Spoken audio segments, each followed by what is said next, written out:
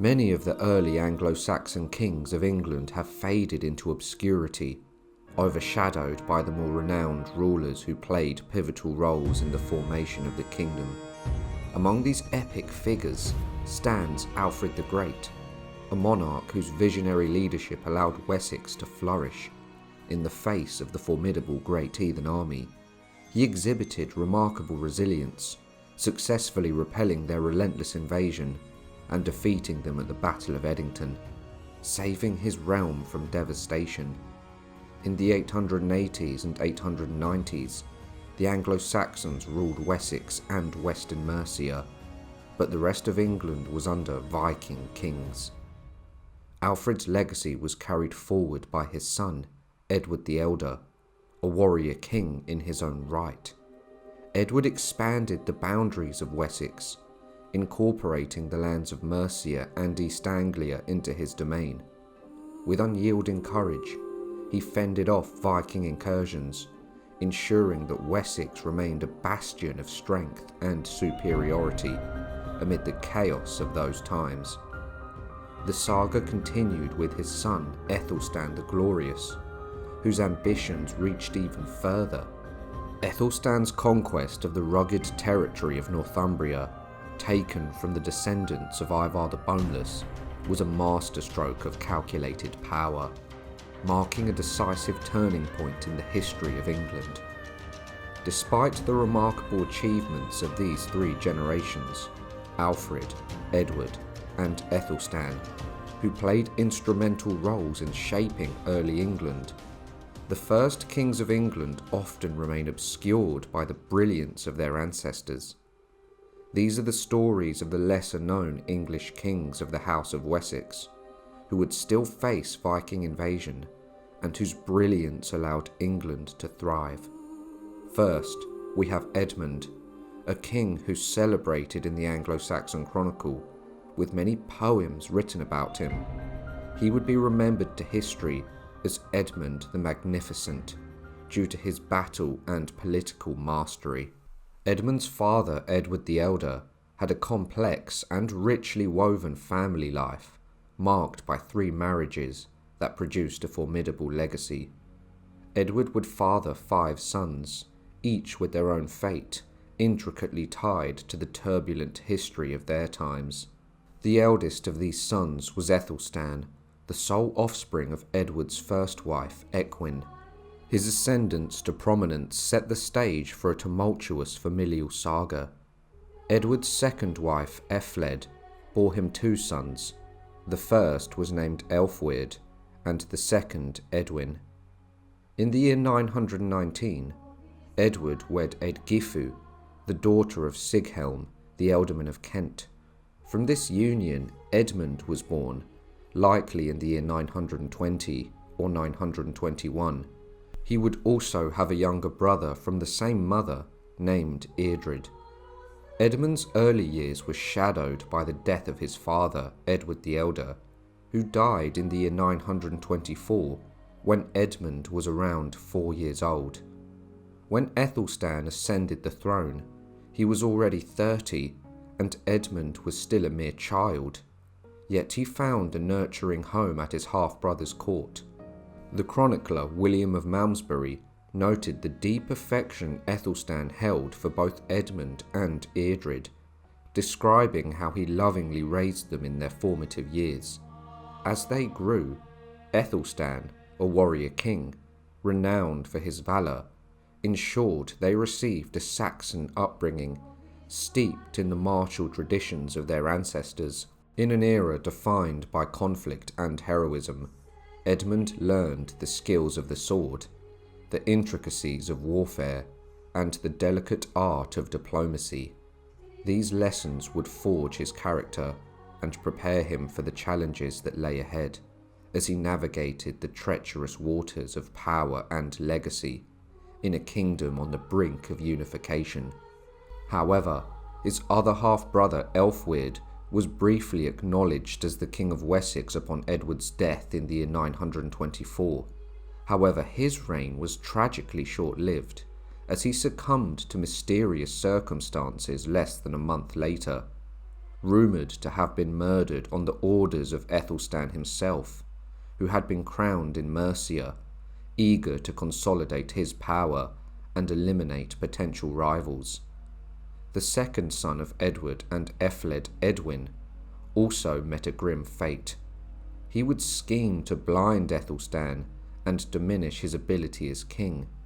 However, he was discovered and was sent adrift in a leaky ship as punishment, destined to perish in the depths of the sea. Thus, although young, Edmund grew up to see the fragility of life, the impermanence of power, and treachery among kin. In the year 927, when Edmund was just 7 years old, a momentous event unfolded that would forever alter the course of English history. His elder brother, King Æthelstan, triumphantly seized control of Northumbria, thereby declaring himself the first king of all England and adopting the regal title of the King of the English. Under Æthelstan's leadership, the once fragmented Anglo-Saxon kingdoms were unified beneath a single crown, a feat that brought unparalleled glory to the House of Wessex. As Edmund grew up in the court of his brother, he did so in the shadow of Æthelstan's monumental achievements. The grandeur of their lineage loomed large, and the weight of expectation accompanied Edmund's every step. Æthelstan's insatiable thirst for power propelled him to assert his dominance over the Welsh kings and the rulers of Scotland and Strathclyde. In a show of fealty, these kings swore oaths of loyalty to him, further solidifying his reign. It was during this period that Æthelstan adopted the illustrious title of Rex Totius Britannia, meaning the king of the whole of Britain, a reflection of his expansive ambitions. With Æthelstan firmly established as the most powerful monarch of his time, his court became a vibrant tapestry of nobility and intrigue, drawing princes and nobles from distant realms. Among those who were fostered by Æthelstan was Louis IV, who would later ascend to the throne of West Francia, and Alain, destined to become the Duke of Brittany.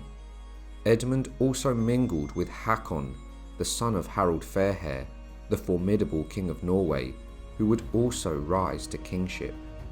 In this dynamic environment, Edmund was immersed in the intricacies of power and diplomacy, learning alongside men who would become pivotal figures in their own right. He observed the delicate dance of political maneuvering and the displays of martial prowess that were essential for maintaining authority and securing glory. These formative experiences not only shaped his understanding of kingship, but also instilled in him the values and ambitions that would guide him on his own path towards greatness. In the year 934, as Edmund approached his 14th year, a momentous chapter in the saga of England unfolded. His elder brother King Æthelstan embarked on a formidable journey northward to Scotland.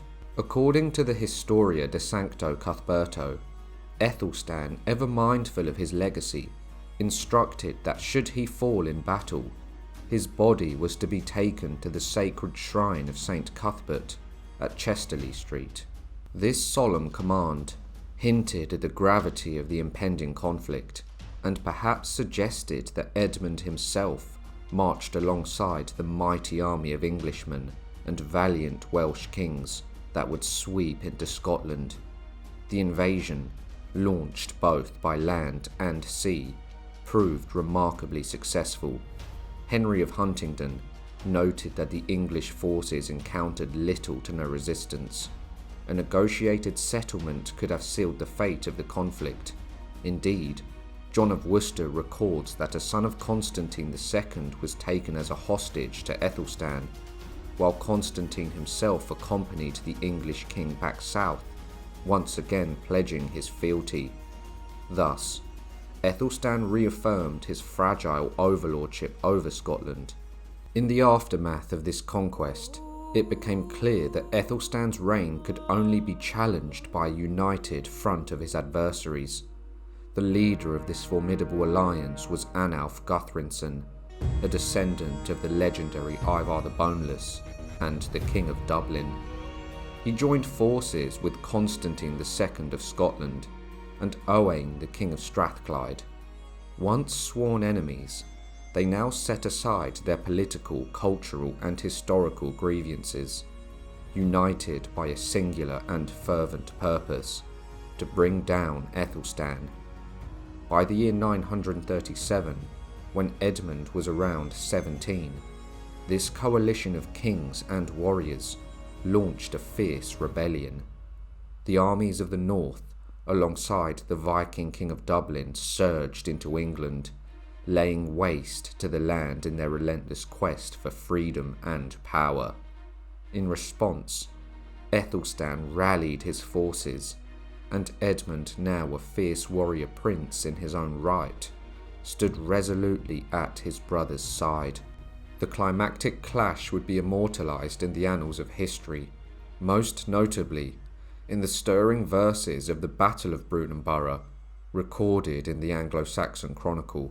In this year, King Æthelstan, Lord of Earls, ring-giver of warriors, and his brother as well, Edmund Aetheling, achieved everlasting glory in battle with the edges of swords near Brunanburh. 5 young kings lay slain on the battlefield, put to sleep by the sword. Likewise 7 more of the Earls of Anlaf and an uncountable army, their sailors and Scots. There the Lord of the Northmen was put to flight, driven by need to the stem of his ship. With but a little army, the ship pressed into the water. The king departed there onto the follow flood, sparing his spirit. Nor was there a greater slaughter upon this island ever yet, by people slain before the edges of swords. The Battle of Brunanburh stands as a climactic and epic confrontation, pivotal to the very survival of England. In this fierce clash, King Æthelstan and his brother Edmund emerged victorious, their valiant shield wall of English warriors surging forward against the formidable forces of the Vikings, Scots, and men of Strathclyde. With unyielding determination, Æthelstan and his army relentlessly pursued the invaders until dusk, inflicting heavy casualties upon the enemy ranks. In the chaos of the battlefield, Anlaf, the Viking king, was forced to flee, hastily retreating to Dublin with the remnants of his shattered forces. Constantine II, the King of Scotland, escaped back to his homeland, though the fate of Owain, the King of Strathclyde, remains shrouded in mystery. The annals of Ulster capture the enormity of the conflict, describing it as great, lamentable, and horrible, with the toll of battle resulting in several thousand Northmen falling. Æthelstan's hard-won victory staved off the dissolution of England, yet it failed to forge the unity he sought.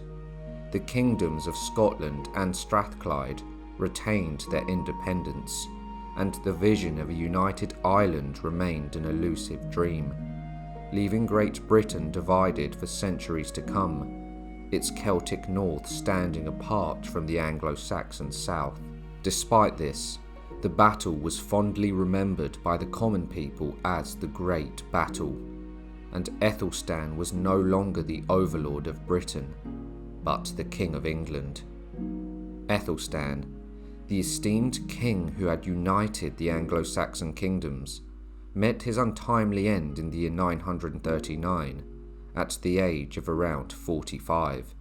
His death came just 2 years after the monumental Battle of Brunanburh, a conflict that solidified his legacy.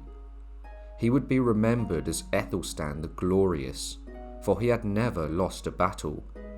With no children to inherit the throne, the mantle of leadership passed to his younger brother Edmund.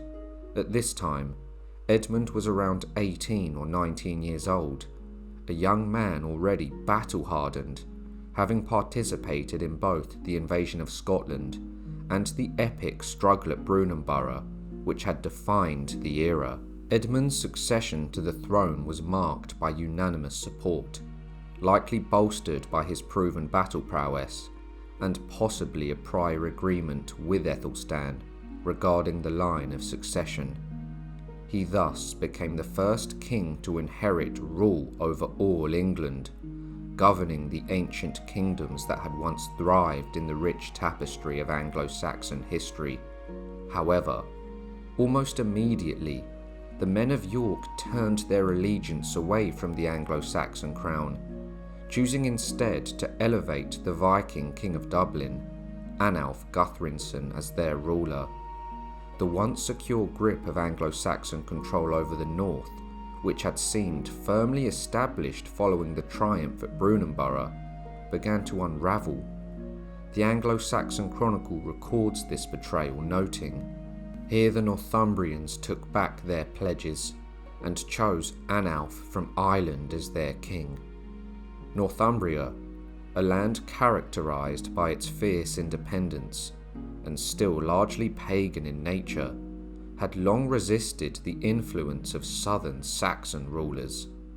The seeds of this discord were sown during the Viking invasion of the year 865, when the great heathen army first encroached upon the territory, with much of it being known as the Danelaw.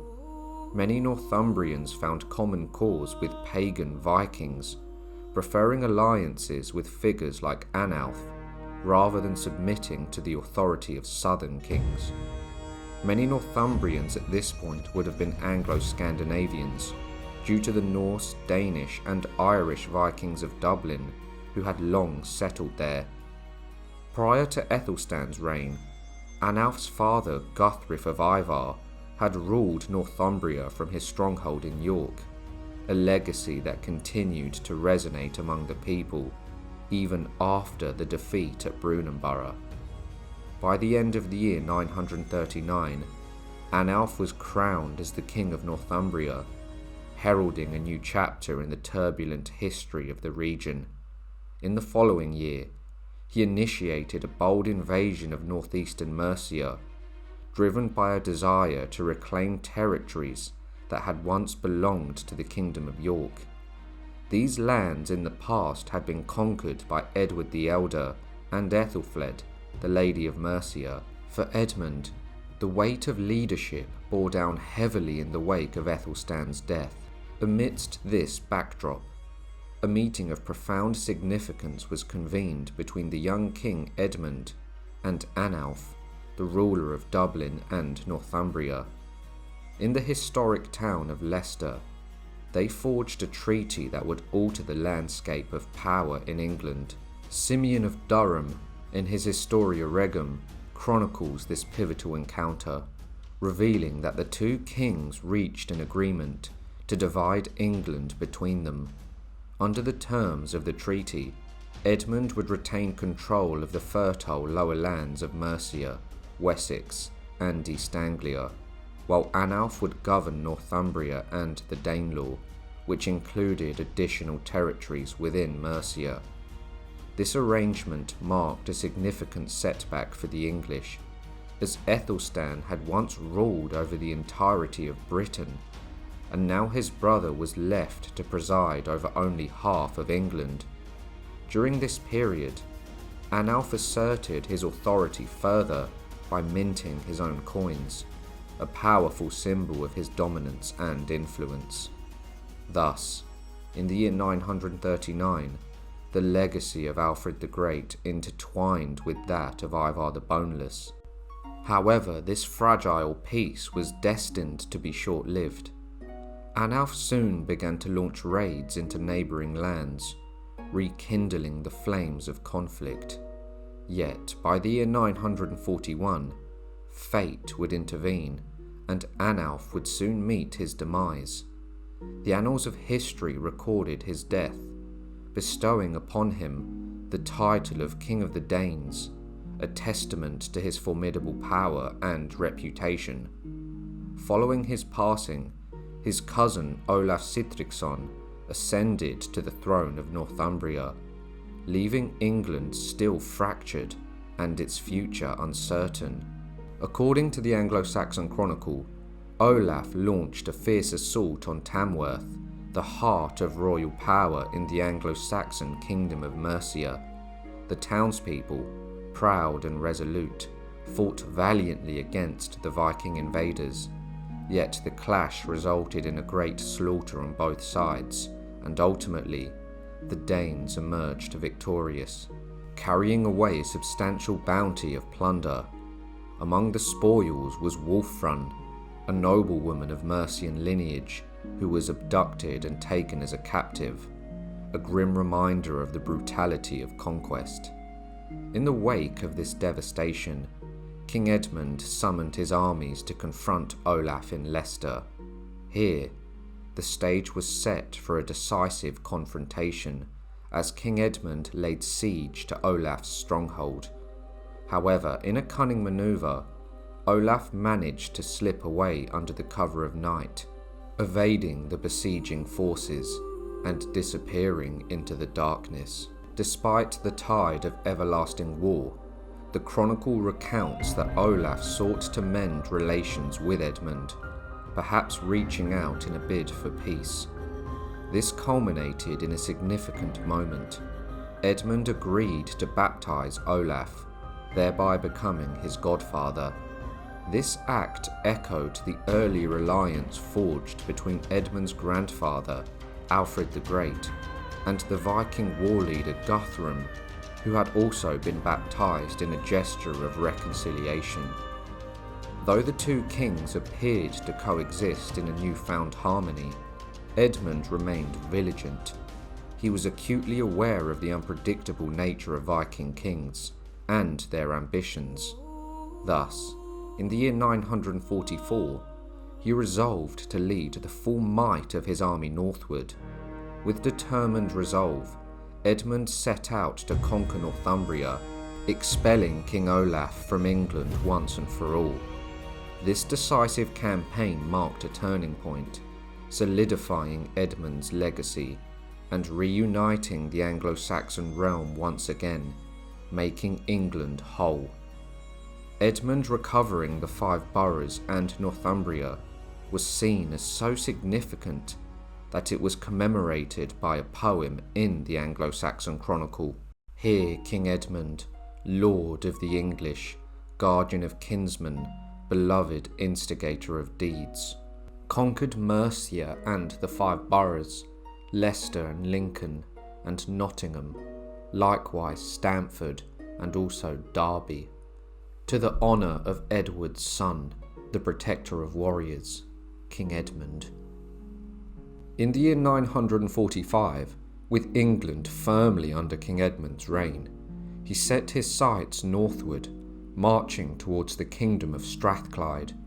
The motives for this bold campaign remain shrouded in mystery, yet Strathclyde, located in present-day Cumbria, was an independent realm with its own king, distinct from the Scottish crown of Alba. Since the Great Battle of Brunanburgh, both Scotland and Strathclyde had seen new rulers ascend to power, and it is likely that while Scotland sought to ally with England, Strathclyde remained steadfast in its ties to the Vikings. This alliance may have prompted Edmund's decision to conquer the territory. The Anglo-Saxon Chronicle and various contemporary accounts recount how Edmund led his forces into the lands of the Cumbrians, laying waste to the countryside. The 12th century Historia Anglorum further echoes this sentiment, describing how the English ravaged the realm with relentless fervour. Remarkably, Edmund's campaign was bolstered by the support of Hywel Dda, the King of Dyfed, a kingdom in Wales, a reflection to Edmund's position as the overlord of Wales. As the invasion unfolded, Edmund took a harsh stance against the family of King Owain of Strathclyde. Reports suggest that he ordered the blinding of one of Owain's sons, a grim act indicating that they were held as hostages due to their father's violation of a peace agreement.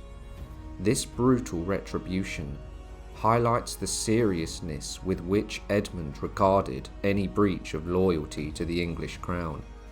The chronicle notes, King Edmund ravaged all Cumberland and granted it all to Malcolm the King of the Scots, on the condition that he should be his fellow worker both by sea and by land. By bestowing the kingdom upon Malcolm I of Scotland, Edmund secured a crucial alliance that promised mutual defence against all their common foes. This partnership not only dismantled the Viking-Cumbrian alliance, but also solidified Edmund's control over the border regions of England. In this decisive campaign, Edmund not only subjugated Strathclyde, but also established a new order that would strengthen the kingdom. His actions laid the groundwork for a peace that would resonate through the ages, marking a significant chapter in the history of England and its neighbouring realms.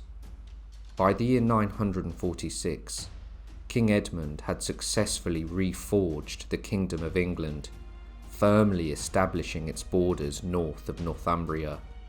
He had earned renown through his numerous military victories, showcasing not only his valour, but also his remarkable political insight.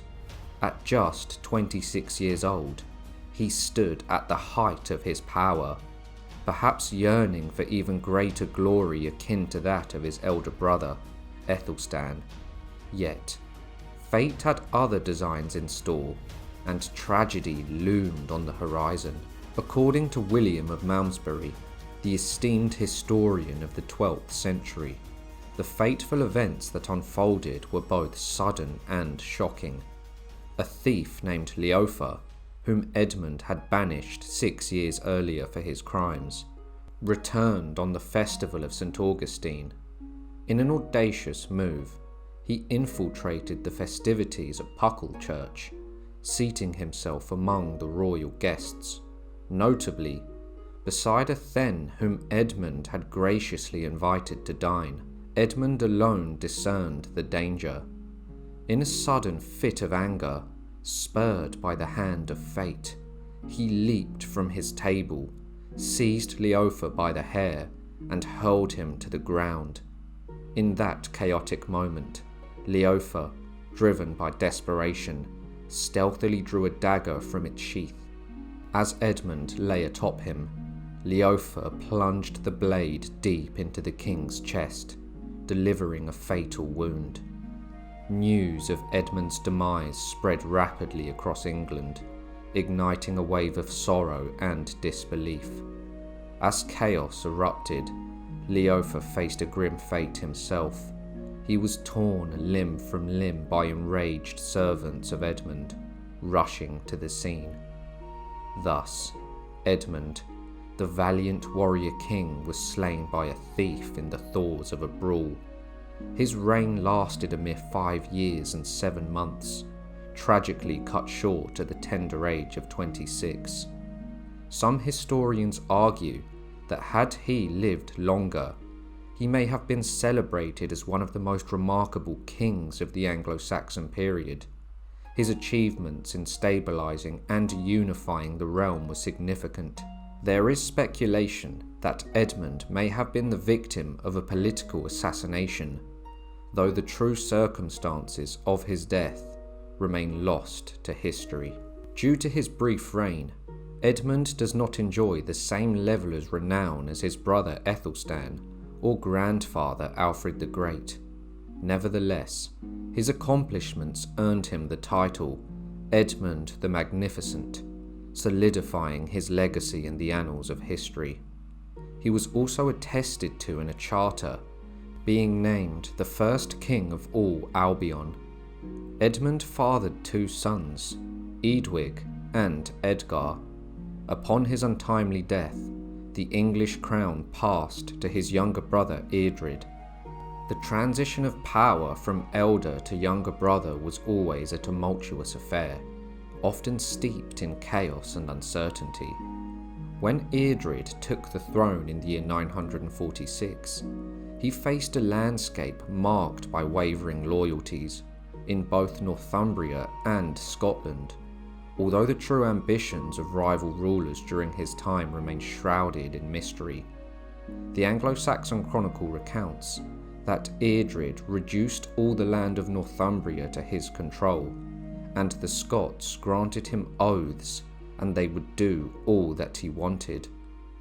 On the 16th of August in the year 946, Eadred was crowned by the Archbishop Odder of Canterbury in a grand ceremony at Kingston. The event was graced by a gathering of esteemed nobles and kings.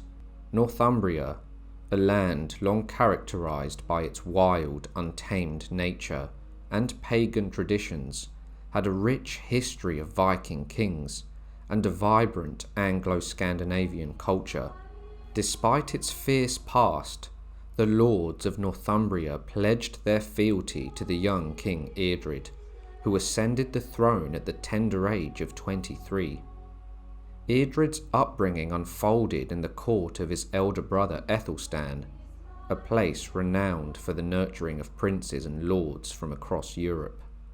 Among them was Hakon, later known as Hakon the Good, a son of Harald Fairhair, the first king of Norway, who sought to reclaim his homeland.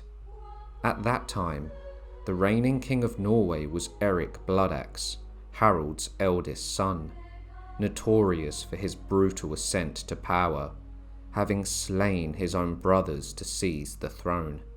Eric was also known as Eric Brotherslayer, and his reign was marked by tyranny, leading to a swift decline in his standing with the Norwegian nobility. Seizing this opportunity, Hakon returned to Norway, where he found the nobility eager to embrace him as their king, ultimately ousting Bloodaxe, who fled to Britain and sought refuge in Northumbria. Just 2 years after Eadred's coronation, the Northumbrians broke their oaths, revealing the fragile nature of their loyalty. Northumbria had been the last kingdom to be integrated into the English realm, a land fiercely contested between the West Saxon kings and the Norse descendants of Ivar the Boneless, who ruled from Dublin. In a twist of fate, the deposed king Eric Bloodaxe soon claimed the title of King of Northumbria, reflecting the Northumbrians' long-standing preference for Viking kings over Saxon rulers. Thus, by the year 948, just 2 years following Edmund's demise, England found itself once again splintered. King Eadred seethed with fury upon learning that another man had audaciously declared himself king within his own dominions, and he felt the sting of betrayal from his northern subjects. In a rage, he summoned a formidable army and resolved to lead them himself into the northern realms, intent on unleashing a devastating raid upon Northumbria. His wrath was so intense that he even dared lay waste to the Ripton Minster, a sacred site founded by St. Wilfrid, a place that a Christian king would traditionally leave untouched. This merciless assault on Northumbria would ultimately lead to the bloody confrontation known as the Battle of Castleford. Though many Saxons would perish in the clash, Eadred and a significant portion of his forces would survive the encounter. Fueled by his outrage, Eadred vowed to return, this time with the singular purpose of utterly annihilating Northumbria. When the Northumbrian Witan learned of Eadred's ruthless intentions, they swiftly abandoned Bloodaxe, banishing him from their lands, and offered Eadred compensation to appease his wrath.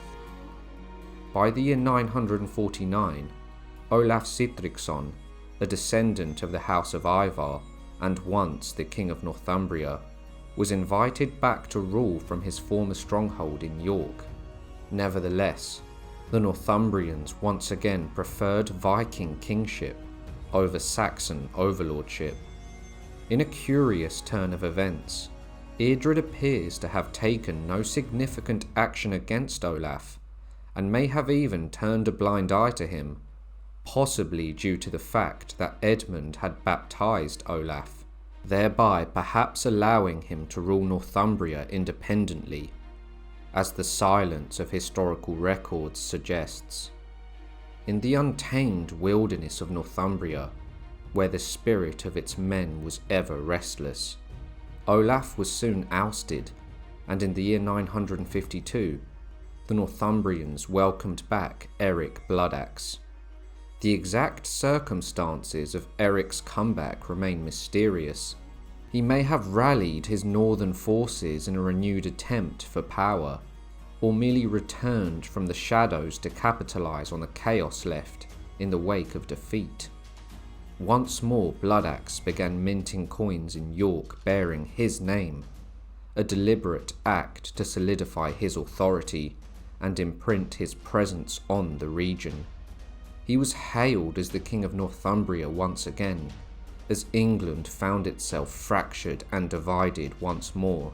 Bloodaxe's reign, however, was fleeting, lasting a mere 2 years on the Northumbrian throne.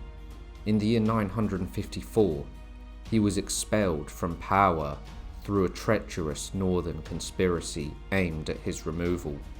The chronicler Roger of Wendover, writing in the 13th century, provides a vivid account of Eric's demise.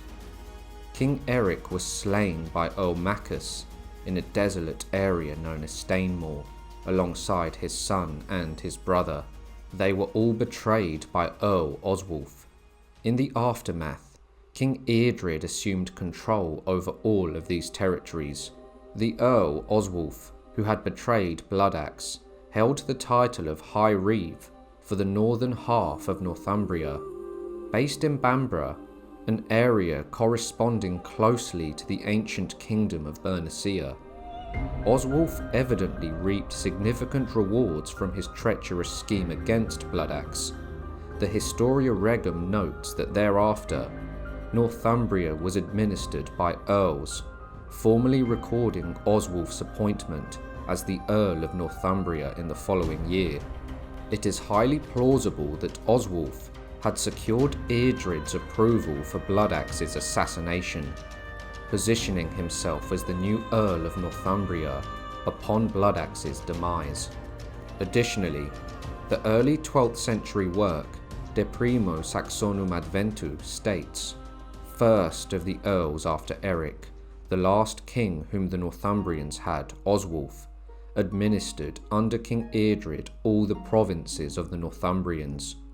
With this shift, England began to emerge as a more unified realm. Eadred solidified his authority over the land, bringing an end to the era of foreign Vikings and adventurers who had once sought crowns and carved out their kingdoms in England. Eadred's consolidation of power was further strengthened by the presence of Earl Oswulf of Bamborough, whose role in the downfall of Bloodaxe afforded him considerable influence in the north.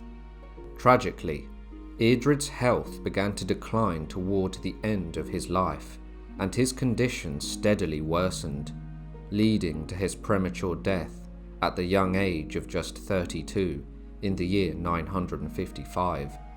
Dunstan's first biographer, likely a member of his household, described the king's afflictions.